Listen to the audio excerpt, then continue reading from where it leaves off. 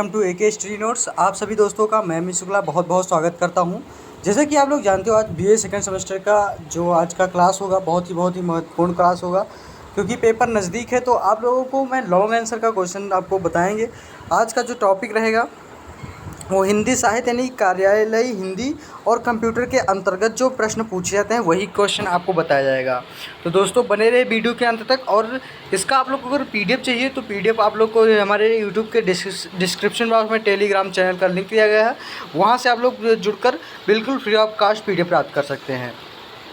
तो दोस्तों आज की क्लास जो चलने वाली बहुत ही महत्वपूर्ण और बहुत ही लाजवाब क्लास होगी और आप लोगों को बहुत ही मज़ा आने वाला होगा आज के क्लास में। तो आइए चलते हैं आपके थोड़ा सा टॉपिक जो आज का होगा उसमें आपको थोड़ा अलग तरीके से समझाने का प्रयास करूंगा। और ये जो टॉपिक होगा यानी कि लॉन्ग आंसर का क्वेश्चन होगा, इसमें आपको सारे पेपर का जो निचोड़ होता है वो चीज़ें समझाएंगे, यानी कि जो सेकंड सेक्शन सी से जो प्रश्न पूछे जाते हैं वही आपको बताएगा। तो दोस्तों वीडियो को अभी तक लाइक नहीं किया ज़रूर लाइक कर दें, चैनल को सब्सक्राइब ज़रूर करें और वीडियो को ज़्यादा से ज़्यादा दोस्तों तक शेयर करें। तो आइए चलते हैं आपकी क्लास की तरफ। तो आज का दोस्तों टॉपिक रहा यानी कि प्रश्न आपका होगा नेक्स्ट कि प्रेस विज्ञप्ति की विस्तृत विवेचना कीजिए। बहुत ही बढ़िया क्वेश्चन है। इसमें आपका आंसर में आपका आएगा कि प्रेस विज्ञप्ति की विस्तृत विवेचना। अब प्रेस विज्ञप्ति होता क्या है, ये चीज़ें आप लोग थोड़ा समझिए कि क्या होता है प्रेस विज्ञप्ति। ये आप हेडिंग डालेंगे कि प्रेस विज्ञप्ति सरकार जब किसी निर्णय, प्रस्ताव अथवा आदेश विशेष को प्रारूप रूप से यानी कि व्यापक रूप से प्रचारित या प्रसारित करने के लिए समाचार पत्रों को विज्ञप्ति जारी करता है या विज्ञापन जारी करता है, उसे हम प्रेस कम्युनिक कहा जाता है। यानी कि प्रेस विज्ञप्ति यानी कि प्रेस विज्ञान या फिर प्रेस विज्ञापन कहा जाता है। इसका प्रयोग सामान्य कार्यों के लिए नहीं होता है बल्कि इसे विशेष अवसरों पर किया जाता है। किस पे किया जाता है? विशेष अवसरों पर किया जाता है। बल्कि प्राधिकृत अधिकारी व्यक्ति, इसमें किसके लिए होता है ये चीज़ें जान लो कि प्राधिकृत अधिकारी व्यक्ति, एजेंसी ऐसे कम्युनिक जारी करने के लिए राष्ट्रपति, राज्यपाल, विदेश मंत्रालय, प्रेस सूचना ब्यूरो, समाचार सेवा प्रभाग तथा विदेशी दूतावास या राजदूत अधिकृत है। जारी करने की स्थितियाँ कैसी होती हैं ये चीज़ें जान लो। यानी कि मैंने यहाँ पे आपको प्रेस विज्ञप्ति के बारे में आपको समझ में आएगा कि प्रेस विज्ञप्ति होता क्या है। यहाँ पे आप लोग समझ में आएगा कि जो प्रेस विज्ञप्ति होता है यानी कि सरकार जब किसी निर्णय को, प्रस्ताव को, आदेश विशेष को व्यापक रूप से प्रचारित या प्रसारित करने के लिए समाचार पत्रों का विज्ञप्ति जारी करता है, तो वही होता है प्रेस विज्ञप्ति। और किस किस के लिए होता है ये चीज़ें जान लो। अब यहाँ पे आपको किसके लिए जारी करने की स्थितियाँ कब आती हैं तो ये चीज़ समझो। यहाँ पे आप ये आएगा आपका कि दो देशों के राष्ट्राध्यक्षों, प्रधानमंत्रियों, विदेश मंत्रियों की वार्ता तथा लिए गए निर्णय के अवसर पर, तो ये प्रेस विज्ञप्ति जारी होता है। क्या होता है? प्रेस विज्ञप्ति जारी होता है। फिर दूसरा आपका आता है इसमें किसी नीति के निर्णय की घोषणा के समय, यानी कि अगर किसी की नीति है तो उसके जो निर्णय की घोषणा की जाता है उसके समय पे ये प्रेस विज्ञप्ति जारी किया जाता है। फिर आपका आता है दोस्तों इसमें तीसरा, यानी कि यहाँ पे आपको पहला और दूसरा बता ही दिया। तीसरा आपका आता है कि दूसरे देशों के साथ दैत्य यानी कि दौत्य हो गया, राजनीतिक हो गया, कूटनीतिक, आर्थिक, सांस्कृतिक संबंधों की घोषणा के समय, यानी कि कोई भी अगर घोषणा किया जाता है, चाहे आपका राजनीतिक का हो या कूटनीति का हो या आर्थिक संपदा का हो या सांस्कृतिक संबंधों के आधार पर घोषणा की जाए, तो इसके आधार पर हम प्रेस विज्ञप्ति जारी करते हैं। उसके में चौथा आपका आता है कि अंतर्राष्ट्रीय सम्मेलनों की संस्तुतियों की घोषणा के समय, यानी कि जो अंतर्राष्ट्रीय की सम्मेलन होता है उसकी जो संस्तुति होती है उस समय घोषणा कि कब और किस समय जारी किया जाएगा, किसके अध्यक्षता में जारी किया जाएगा, तो ये सारी चीज़ें यहाँ पे आपको प्रेस विज्ञप्ति के द्वारा जारी किया जाता है। पाँचवा आपका आता है कि विशेष राजकीय निर्णयों की जानकारी देने के समय, यानी कि विशेष जो राजकीय निर्णय होते हैं, यानी कि राज्य द्वारा निर्णय का जो जानकारी दिया जाता है उसको यहाँ पे प्रेस विज्ञप्ति द्वारा जारी किया जाता है। तो यहाँ पे आपको पता कि जो जारी करने की स्थितियाँ कहाँ कहाँ पैदा होती हैं, तो ये सारी चीज़ें यहाँ पे आपको पता चला होगा दोस्तों। उसके बाद में फिर आपका आता है नेक्स्ट, यानी कि प्रेस विज्ञप्ति की ढांचा, यानी कि प्रेस विज्ञप्ति का ढांचा। इसमें ढांचा कौन कौन सा है? पहला तो आपका आता है इसमें प्रकाशन संबंधी निर्देश दिया जाता है। कैसा दिया जाता है? प्रकाशन, इसमें प्रकाशन जो संबंधी हो तो उसका निर्देश दिया जाता है। फिर दूसरा आपका आता है कि इसके अंतर्गत विषय शीर्षक का उल्लेख होता है। फिर तीसरा आपका आता है इसमें रचना रूप का उल्लेख किया जाता है। फिर चौथा आपका आता है कि यहाँ पर विषय वस्तु को प्रस्तुत किया जाता है। फिर पांचवा इसके अंतर्गत प्रकाशन का आदेश दिया जाता है। और छठवां आपका आता है कि इसमें जारी करने वाले के हस्ताक्षर व पदनाम होता है। तो इस तरीके से हम क्या करते हैं? प्रेस विज्ञप्ति तैयार करते हैं। पहले तो आपका आता है प्रकाशन या संबंधी निर्देश, जो हम लोग निर्देश में लिखते हैं, निर्देश के अंतर्गत क्या क्या आता है। दूसरा फिर शीर्षक हो जाएगा, उसमें शीर्षक है। फिर रचना के रूप में हमें उल्लेख करना कि क्या हमें लिखना है इसमें। यहाँ पर विषय वस्तु को प्रस्तुत किया जाता है कि विषय वस्तु क्या रहेगी हमारी। इसके अंदर प्रकाशन का आदेश दिया जाता है, यानी कि इसमें आदेश ये लिखा है कि क्या आदेश आया है, क्या आदेश इसमें मिला है, क्या आदेश दिया जाएगा। तो ये सारी चीज़ें यहाँ पे आपको लिखा जाएगा। फिर छठा था इसमें जारी करने वाले हस्ताक्षर व पदनाम, यानी कि जो जारी करता है आपका प्रेस विज्ञप्ति उसके हस्ताक्षर होगा और नाम लिखा जाएगा। इसके बाद फिर सातवां पता है कि इसमें मंत्रालय का नाम, स्थान, तिथि का उल्लेख होता है। तो इसका जो विज्ञप्ति ढांचा है कुछ इस प्रकार था आपका। फिर आपकी की विशेषताएं, इसकी विशेषताएं क्या होती हैं ये आपको बताएंगे। मैंने ढांचा और इसके पहले जो इसकी संतुतियाँ थी उसके बारे में बताया कि किस तरीके से कहाँ कौन कौन सी स्थितियाँ में जारी किया जाता है। उसके अंदर इसकी जो विशेषताएं हैं, विशेषताएं के बारे में थोड़ा जान लीजिए कि इसे योग्य और अनुभवी व्यक्ति तैयार करता है। दूसरा आपका था इसमें प्रेषित संबोधन या स्वनिर्देश का अभाव होता है। फिर तीसरा आपका है कि शब्दों का चुनाव अत्यंत सावधानी से किया जाता है। चौथा आपका था कि यहाँ पर यानी कि आधार व्यक्ति सुस्पष्ट होती है तथा अभिशप्त अर्थ को ही प्रकट करती है, यानी कि क्या होता है अर्थ व्यक्ति या अभिशप्त। तो इस तरीके से आपको यहाँ पे ये चीज़ें तैयार की जो विशेषताएं हैं कुछ इस तरीके से है। फिर इसका आपको नेक्स्ट आता है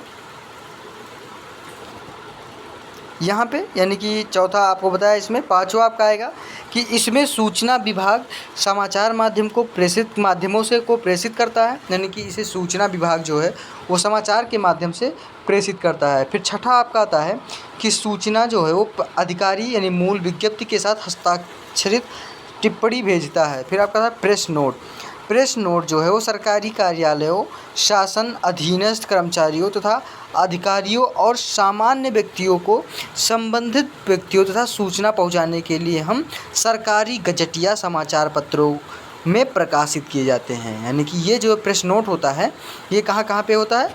जो सरकारी कार्यालय हो गया आपका, शासन हो गया, अधीनस्थ कर्मचारी यानी कि जिसे हम कहते हैं एसएससी, उसके बाद में फिर अधिकारियों और सामान्य व्यक्तियों का से जो संबंधित व्यक्तियों को तक सूचना जो पहुंचाया जाता है या सरकारी गजट या समाचार पत्रों को प्रकाशित किया जाता है, तो इन्हें भी हम प्रेस विज्ञप्ति की भांति ही जारी किया जाता है। इसका उद्देश्य सरकार द्वारा जो इसका उद्देश्य है वो सरकार द्वारा जनसाधारण को किसी प्रकार की सूचना देना, किसी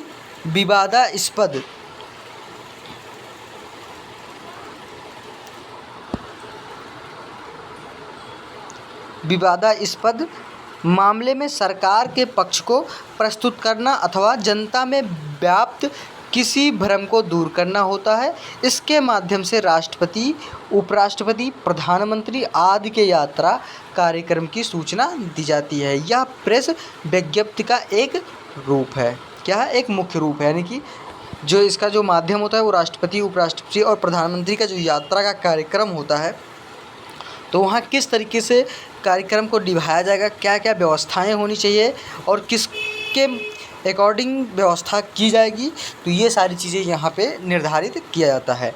फिर आपका आता है रूपरेखा। और इसकी रूपरेखा क्या होती है? इसमें सबसे पहले आपका सबसे ऊपर जो है वो प्रकाशन संबंधी निर्देश दिया होता है। फिर दूसरा आपका है इसके बाद रचना यानी कि रूप का उल्लेख किया जाता है। फिर तीसरा आपका है रचना रूप के नीचे जो है वो शीर्षक या विषय दिया जाता है। फिर चौथा आपका आता है कि शीर्षक के नीचे विषय वस्तु होता है। फिर पाँचवा आपका था इसके बाद प्रकाशन के लिए आदेश होता है। तो ये सारी चीज़ें यानी कि बैक टू बैक यहाँ पे आपको दिया जाता है कि किस चीज़ें में कौन सी चीज़ें आती हैं और कैसे कैसे आपको होता है। फिर छठा आपका था कि आदेश के बाद प्रेस नोट जारी करने वाले हस्ताक्षर तथा पदनाम होता है। तो इस तरीके से यहाँ पे आपको ये सारी चीज़ें थी। अब आपका आता है नेक्स्ट, इसमें आएगा अब जारी करने का जो अधिकतम यानी कि प्रेस विज्ञप्ति यानी कि प्रेस कम्युनिक या प्रेस नोट को जारी करने का जो अधिकार है वो कद्य का यहाँ पे होता है, विशिष्ट अधिकारियों को ही प्राप्त होता है। उसके बाद फिर आपका ये सातवां रहेगा आपका, यानी कि छठा मैंने आपको यहाँ पे क्लियर किया था, तीसरा, चौथा, पाँचवा, फिर छठवा, फिर सातवां। इसके बाद मंत्रालय का नाम, स्थान तथा स्थिति दी जाती है। तो ये सारी चीज़ें आपको यहाँ पे बताया। इसकी जो शीर्षक होता है यानी कि जो इसकी मूल विशेषताएं थी इसके बारे में यहाँ पे आपको बताया गया। फिर आपका आता है कि प्रेस नोटाद जारी यानी कि प्रेस जो नोटाद जारी करने का जो अधिकार है उसको किस तरीके से करना है, ये सारी चीज़ें यहाँ पे आपको जानकारी मिलना चाहिए। अब यहाँ पे आएगा प्रेस विज्ञप्ति या प्रेस कम्युनिक या प्रेस नोट जारी करने का जो अधिकार है वो कतिपय विशिष्ट अधिकारियों को ही प्राप्त होता है, जो सरकारी कार्यों से संबद्ध होते हैं, यानी कि जो सरकारी जो कार्य से संबंध रखते हैं, या किसी दूसरी भाषा में बोले तो इसको जो मतलब किसी चीज़ में लेटर जो लिखा जाता है उससे संबंधित होना चाहिए। उसके बाद दूसरे शब्दों में केंद्रीय या राज्य के सर्वोच्च अधिकारी ही इसके लिए प्राधिकृत होते हैं। सबसे बड़ी बात होता है कि जो दूसरे शब्दों में अगर बात करें तो जो केंद्रीय एवं राज्य के सर्वोच्च अधिकारी की जो प्रमुख अधिकारी होते हैं इसके लिए जो अधिकृत है, निजी संस्थानों के उच्च अधिकारियों यथा प्रबंधक या निर्देशकों को इस प्रकार का संवैधानिक अधिकार प्राप्त नहीं है। ये लोग अपनी संस्था के कार्यकलापों से सामान्य जनता को परिचित कराने के लिए प्रेस कॉन्फ्रेंस कर सकते हैं। तो इस तरीके से प्रेस कॉन्फ्रेंस करना इनके हाथ में डिमांड किया जाता है। अब आप कहता है प्रेस प्रकाशनी। प्रेस प्रकाशनी होता है यानी कि प्रेस रिलीजो, यानी कि प्रेस प्रकाशन को भी कई बार प्रेस विज्ञप्ति कह देते हैं, यानी कि क्या कहते हैं, प्रेस प्रकाशन को कई बार हम लोग क्या कहते हैं, प्रेस विज्ञप्ति कह देते हैं। परंतु तथ्य यह है कि प्रेस प्रकाशनी पत्रकारिता शैली में लिखित या समावतरण युक्त सामग्री होती है। विभिन्न संस्थान पाठकों को सूचना देने के लिए अथवा पाठकों की रुचि के अनुकूल किसी विशेष विषय का तथ्यात्मक विवरण उपलब्ध कराने के लिए प्रेस प्रकाशनी जारी करते हैं। यह संक्षिप्त, सारपूर्ण तथा आधार सामग्री पर आधारित लिखित कि प्रकाप्य है होता है। और फिर आपका था प्रेस अधिसूचना की प्रेस नोटिफिकेशन। जब सरकार, कोई संस्थान, प्राधिकरण या प्रतिष्ठान विभिन्न स्थानों पर कार्य कर रहे हजारों लाखों व्यक्तियों तक सूचना पहुंचाने के लिए समाचार माध्यमों, पोस्टरों, सूचना पट्टों और उसका विज्ञापन होर्डिंग का सहारा लेकर सूचना प्रसारित करते हैं तो उसे हम कहते हैं प्रेस अधिसूचना कहा जाता है। इसे प्रकाशनी पत्र के साथ समाचार माध्यमों को प्रेषित किया जाता है तथा निश्चित दिन, तिथि और पृष्ठ पर मुद्रित करने का निर्देश भी दिया जाता है। तो इस तरीके से आपका प्रेस अधिसूचना हुआ। फिर आपका आता है प्रेस अधिसूचना का जो ढांचा है वो भी आप जान लीजिए कि जो प्रेस अधिसूचना का ढांचा है वो, यानी पहला तो आपका शीर्षक आता है, दूसरा आपका है सूचनार्थी सामग्री, उसके फिर अनुमोदन व हस्ताक्षर, फिर तिथि। इसे 4 प्रकार का माना जाता है। पहला तो सरकारी कार्यालयों में रिक्तियों के विज्ञापन की सूचना, जो सरकारी कार्यालय में जो रिक्ति होती है उसका जो विज्ञापन जारी किया जाता है उसका सूचना दिया जाता है। दूसरा जो नीलामी तथा निविदा की सूचना दिया जाता है, जो नीलामी तथा निविदा की जो सूचना दिया जाता है। तीसरा आपका था कि न्यायालय में उपस्थित होने की सूचना। चौथा आपका था कि जेल से भागे अपराधियों या कैदियों तथा अभियुक्तों को गिरफ्तारी की सूचना होता है। फिर आपका आता है नेक्स्ट, यानी कि प्रेस रिलीज का कानूनी पक्ष।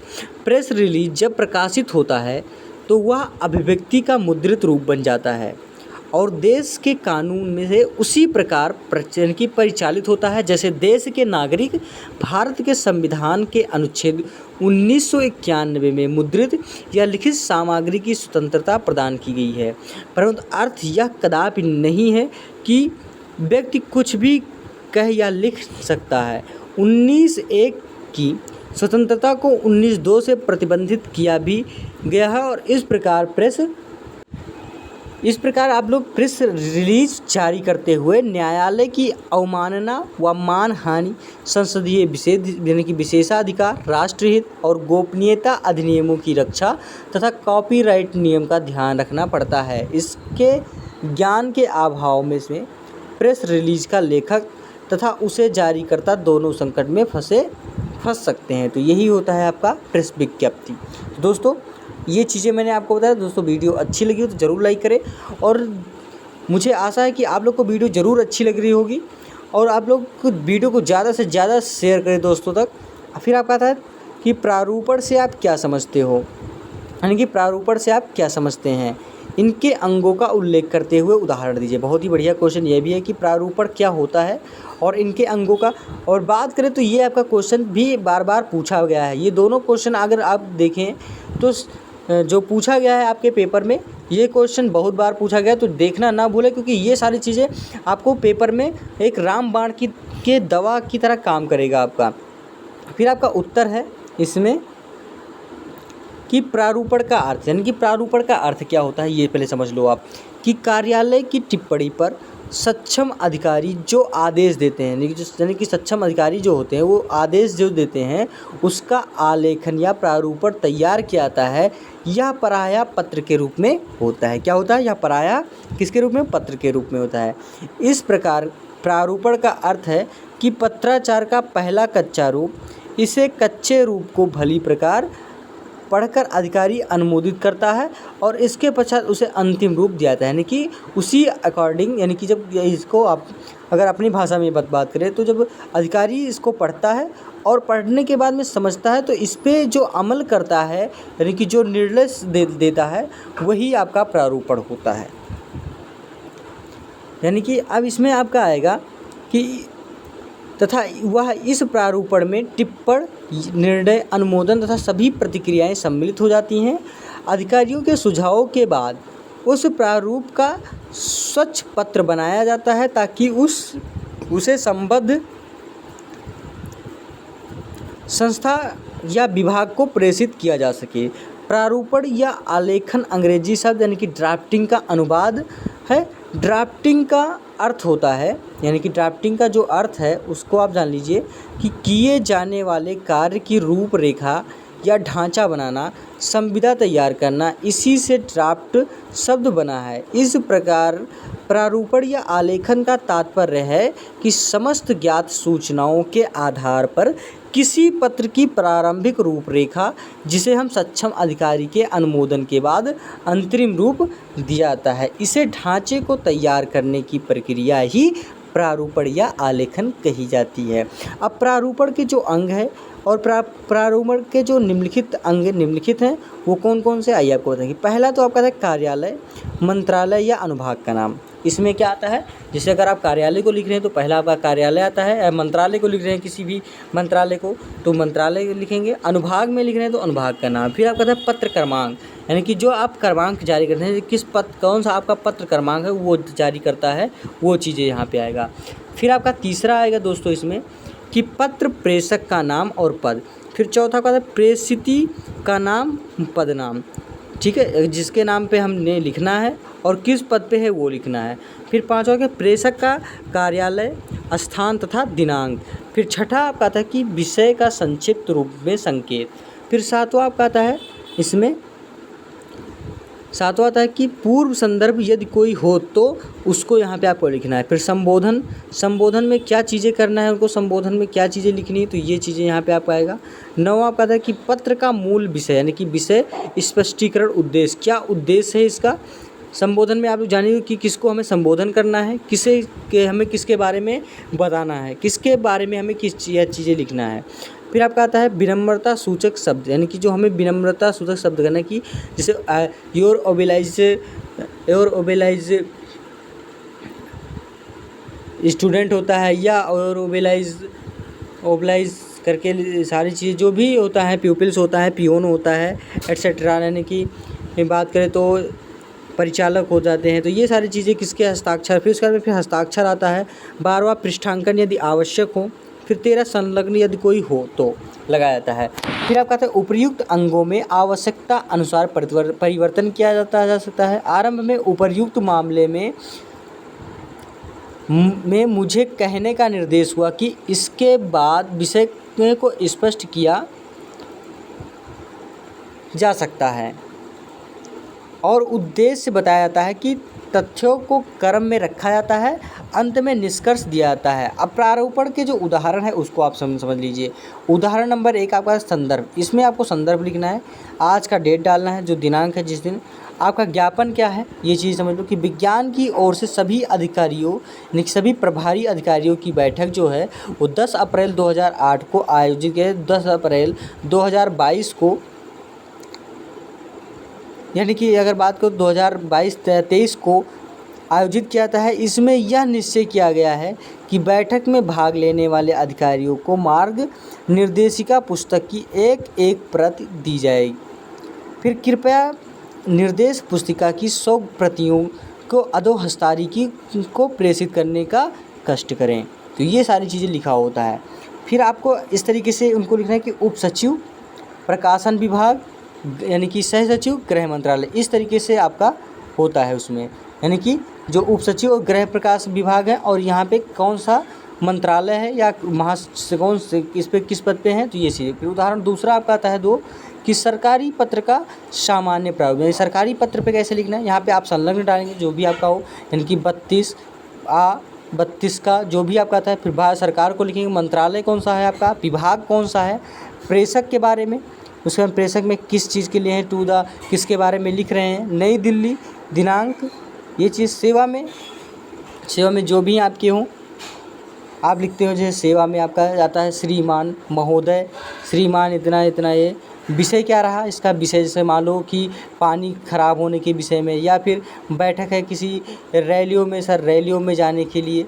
फिर महोदय, उसके बाद उस विभाग में जो कुछ आपको लिखना है कि इतने व्यक्ति इकट्ठे होंगे और ये चीज़ें यहाँ पे रहेंगी, ये चीज़ें यहाँ पे रहेंगी। और उसके बाद में फिर आप सोच लो कि ये व्यवस्थाएं हमें करनी है, वहाँ पे कितनी लागत आएगी, तो इस पे आपका फिर भवदीय आपका आएगा, पद का नाम भारत सरकार द्वारा, फिर स्थान एवं दिनांक, यहाँ पे आप क्लियर से समझ में आएगा।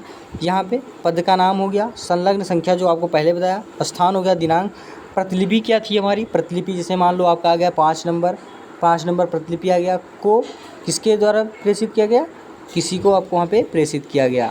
तो इस तरीके से आपका ये हो जाएगा।